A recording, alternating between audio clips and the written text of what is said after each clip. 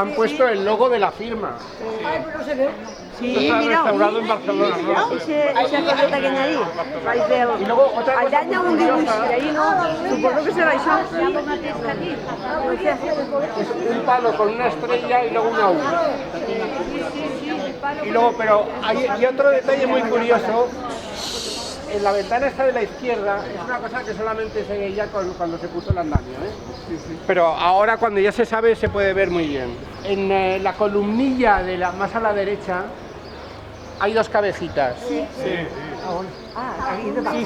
Dos cabezas es normalmente el símbolo de los santos Juanes, que son dos. O sea, eso es una representación de los San Juans. Es decir, han puesto las dos cabecitas y luego se han puesto el logo. Todo lo demás son decoración. O sea, nosotros eso no lo sabemos, pero en la época lo saben normal. Nosotros ahora no sabemos el logo de la Coca-Cola. No sabemos el logo de, por ejemplo, esta señal de tráfico, que hay un paso peatonal.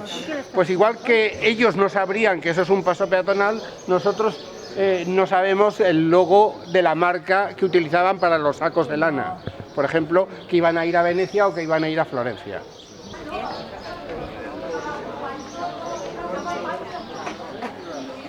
Bien, lo mismo que en el siglo XIII se construyen todas las iglesias con un mismo tipo, porque es el más fácil, el más sencillo, el más útil. A partir del siglo XIV y principios del siglo XV pasa lo mismo con los ayuntamientos. Pero pasa fundamentalmente en esta zona donde estamos, es decir, en los términos de Morella, en el Maestrazgo, en el Bajo Aragón, y pare usted de contar. Después eso se extenderá para el sur de la Comunidad Valenciana, un poco para Cataluña y nada más. El otro sitio del mundo donde existe esto, exactamente, este mismo tipo, hasta que es de una forma espectacular, es en el norte de Italia. O sea, si quieren entran en internet y ponen Cividale del Friuli. Friuli es la región que hay al norte de Venecia, la Venecia Giulia que se llama.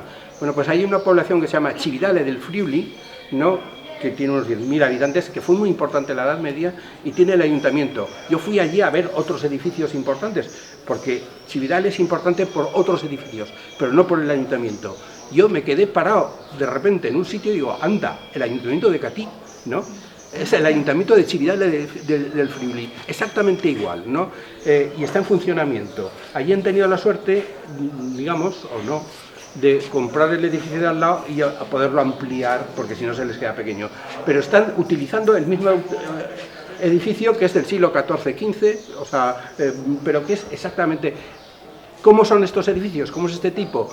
Pues sería lo que ahora llamaríamos un centro cívico integrado, ¿no? Es decir, que en una construcción integras el mercado, la sala del ayuntamiento donde se van a celebrar los plenos, ¿no?, y en el mercado, o sea, que es donde estamos ahora nosotros, en la sala del mercado, que además aquí es donde está el peso y la carnicería.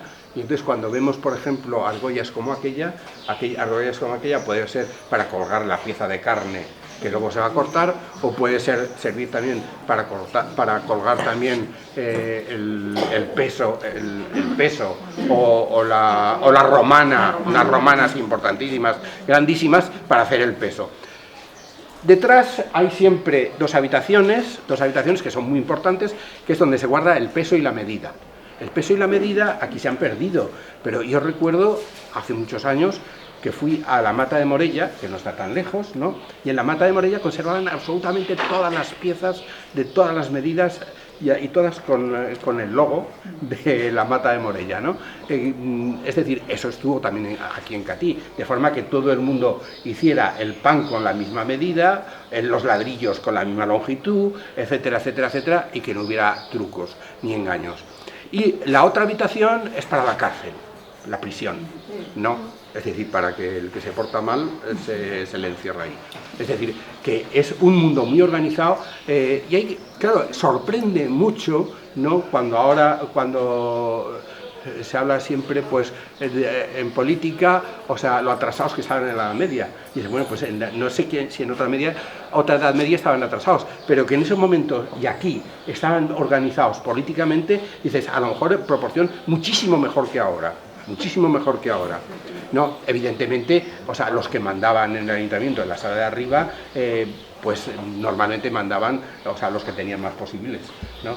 Pero también ahora no pasan cosas muy diferentes, ¿no? O sea, que tampoco es ahí.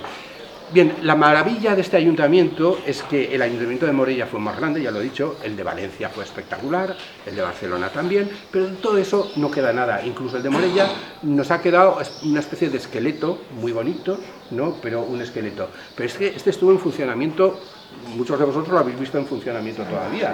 Yo recuerdo haber visto o sea, el ayuntamiento funcionando aquí, que hacía un frío en invierno mortal, ¿no? Al final la gente se reunía en otro sitio, ¿no? Porque aquí era imposible estar, ¿no? Pero ha funcionado hasta hace 2 días y conserva absolutamente todo. El pavimento se hizo nuevo con la luz de las imágenes, pero bueno, es que también estaba tan deteriorado que además aprovechó para hacer excavaciones arqueológicas, que salieron los aljibes y salieron todos. Salió aquella ventana que hay allí, que seguramente es la ventana del horno que había allí y que hay todavía. Es decir, que el horno de alguna forma estaba también integrado, ahí estaría donde se haría el pan, evidentemente, estaría la fleca, que se llamaba entonces, es otra sala, es decir, y luego estaría el horno, pero bueno, todo eso, o sea, estaba integrado en un edificio. El tener la capacidad de pensar que en un edificio vas a resolver todos los problemas que se necesitan para una población, es una cosa que existe en el norte de Europa y que existe aquí en esta zona y que no existe en otros sitios, ¿no? Si, era lo que he dicho antes, si en algún sitio se conoce a alguien un ayuntamiento medieval que esté tan bien conservado como el ayuntamiento de Catí, a mí que vengan y que me lo digan.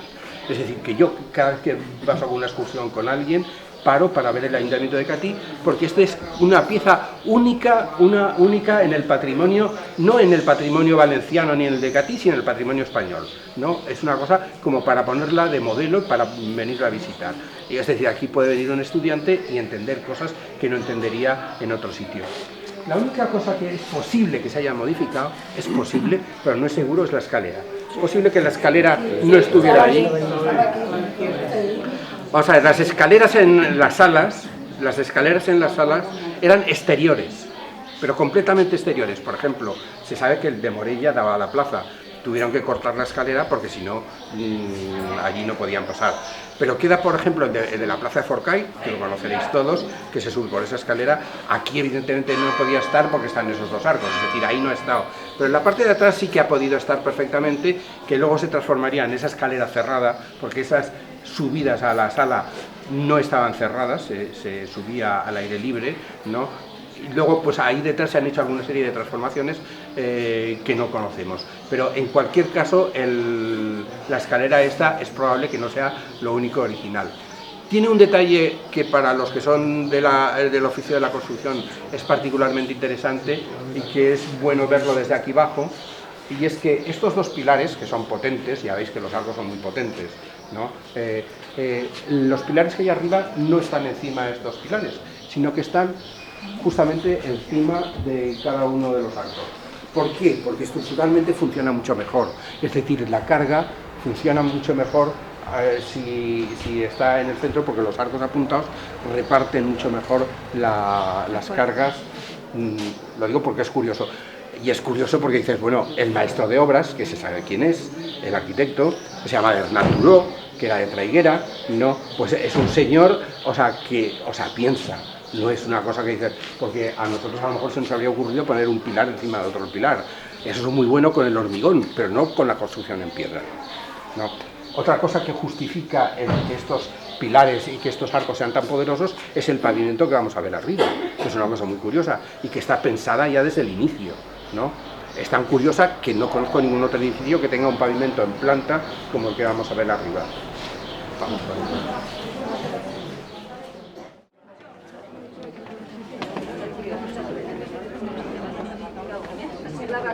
Lo que más me sorprende de la sala esta es hasta qué punto que en 1428, en esa época que se supone que eran todos tan malvados y tan ignorantes, ¿no?, se creen la vida municipal mejor que nosotros.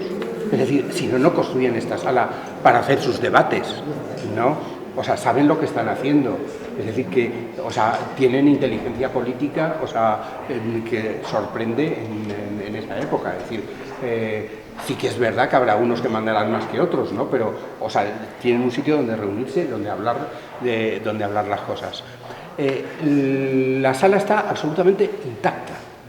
Se ha restaurado evidentemente, pero lo que se ha restaurado es el techo es completamente original, se habrán sustituido 2 tablas, ¿no? Que para más de 500 años o casi 600 años no es ninguna.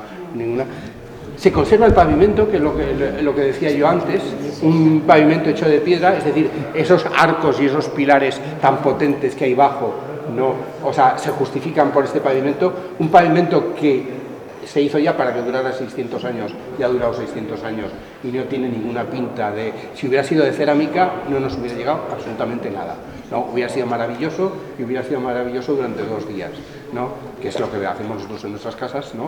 O sea, que los pavimentos pues duran, pues, o las construcciones se hacen para 10 años, ¿no? Y dentro de 10 años ya se cambian. Yo creo que aquí había un armario detrás de esas puertas, porque lo que es muy importante en esta sala es que es donde está el armario. El armario es donde se guardan los documentos importantes, la carta...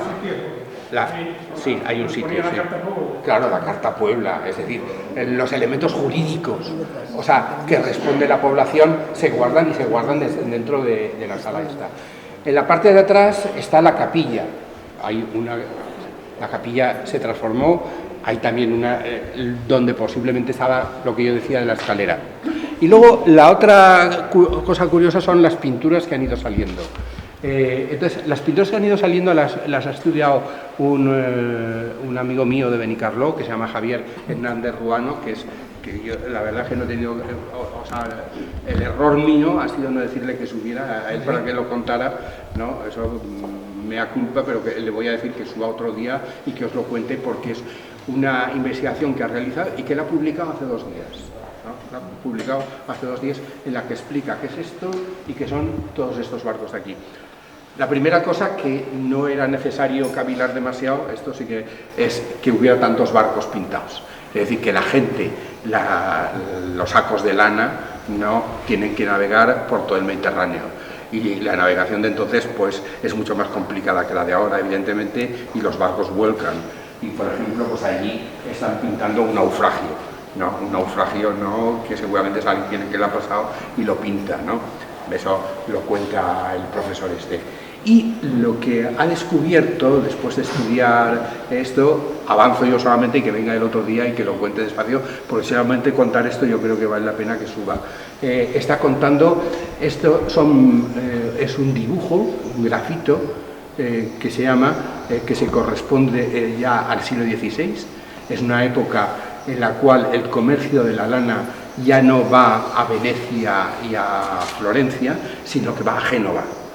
Génova es la ciudad importante que hay en esos momentos en la exportación de la lana que sale de aquí a aquí, ¿no? En primer término vemos un barco, ¿no? Que es lo que estaba hablando de la exportación, y es alguien que se ha encontrado las murallas de Génova, ¿no? Son los torreones estos. El primer torreón es un torreón mucho más esbelto. Se tienen ilustraciones gráficas de cómo era Génova en el siglo XVI, con lo cual es mucho más fácil de identificarlo, ¿no? Esto sería la parte del puerto, que es lo primero que se va a ver cuando se viene en barco. Es como si alguien estuviera contando, si vas a Génova, no te equivoques, no, porque primero vas a ver las murallas que ven por debajo, luego entrarás por aquella puerta y subes a propiamente lo que es la ciudad. Ahí está representado lo que seguramente es la Catedral de San Lorenzo de Génova, ¿no? Que tiene esos pisos que van subiendo y que al final está la bandera, que es la bandera de Génova, ¿no? Y más para atrás, que además está más para atrás en la realidad, es el castillo, ¿no? El castillo de la población. Es decir, es un ideograma como para explicar a alguien que no sabe, o sea, no tiene toda la técnica de la pintura, para explicarle a alguien cuando vaya a Génova, ¿no? dónde tiene que ir y por dónde tiene que pasar para llegar hasta allí. No, los barcos son de la época, aquellos son mucho más antiguos, este ya es del siglo XVI, etcétera. Bueno, cuando venga Javier Hernández Ruano os lo cuenta y que os lo cuente además cómo ha llegado a la conclusión esta, porque en esto estábamos mirándolo mucha gente durante muchos años y nadie acertábamos qué demonios podía ser, ¿no? Y entonces dice, bueno, pues es fantástico que al final se haya sabido. Pues muy bien.